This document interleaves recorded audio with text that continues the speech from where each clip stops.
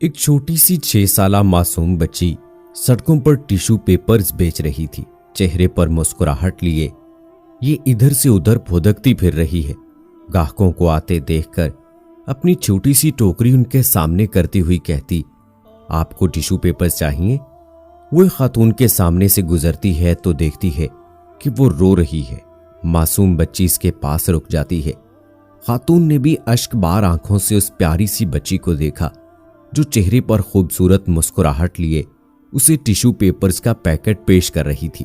उसने अनजाने में टिश्यू पेपर निकाला और अपनी आंखों से आंसू पोंछने लगी। उसने अपने पर्स से टिश्यू पेपर्स की कीमत निकाली और बच्ची को देने के लिए देखा तो वो जा चुकी थी। वो छोटी सी मुस्कुराती हुई बच्ची उसे बहुत अच्छी लगी। थोड़ी दूर एक खाली बेंच पड़ा था। वो खातून वहां जाकर बैठ गई, कुछ सोचा और फिर अपने मोबाइल से अपने खाविंद को मैसेज किया, मैं अपने किए पर नादिम हूं। जो कुछ हुआ मुझे इस पर अफसोस है। आप जाने दें, आपका मौकफ दुरुस्त है। उसका खाविंद एक होटल में परेशान हाल बैठा था कि उसकी बीवी का ये खुशगवार पैगाम मिला। उसके चेहरे पर पुरसुकून मुस्कुराहट छा गई। उन मियां बीवी के माबैन किसी बात पर झगड़ा हो गया था। इस खुशी में उसने वेटर को बुलवाया और बड़ी खुशी से उसे 50 मिस्री पाउंड पकड़ाकर कहा कि ये तुम्हारे हैं। वेटर को इतबार ना आया और कहने लगा, चाय की कीमत तो सिर्फ 5 पाउंड थी, बाकी तुम्हारी टिप है। वो गोया हुआ। अब वेटर के चेहरे पर मुस्कुराहट थी।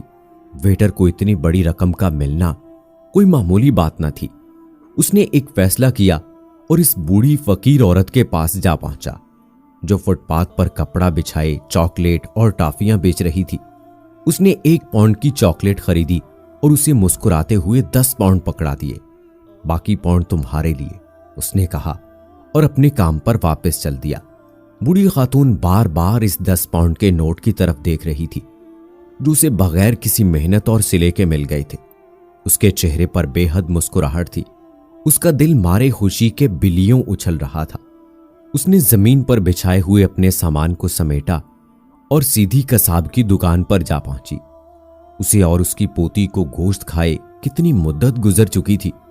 उनका गोश्त खाने को जी चाहता था मगर उनके वसाइल इजाजत नहीं देते थे। आज उनकी ख्वाहिश पूरी हो रही थी। उसने मुस्कुराते हुए गोश्त खरीदा और घर चल दी। बूढ़ी अम्मा ने बड़ी मेहनत और शौक से गोश्त पकाया और नन्ही सी प्यारी सी पोती का इंतजार करने लगी कि वही तो इसकी कुल कायनात थी। आज वो गोश्त खाकर कितनी खुश होगी। वो सोचों में गुम थी कि टिश्यू पेपर्स बेचने वाली इसकी पोती मुस्कुराती हुई घर में दाखिल हुई। आज उसके चेहरे पर आम दिनों से ज्यादा मुस्कुराहट थी। दोस्तों, क्या ऐसा नहीं हो सकता कि हम भी इस टिश्यू पेपर बेचने वाली बच्ची की तरह मुस्कुराहटें तकसीम करें, लोगों में खुशियां बांटें? रसूल पाक सल्लल्लाहु अलैहि वसल्लम की हदीस पर गौर करें।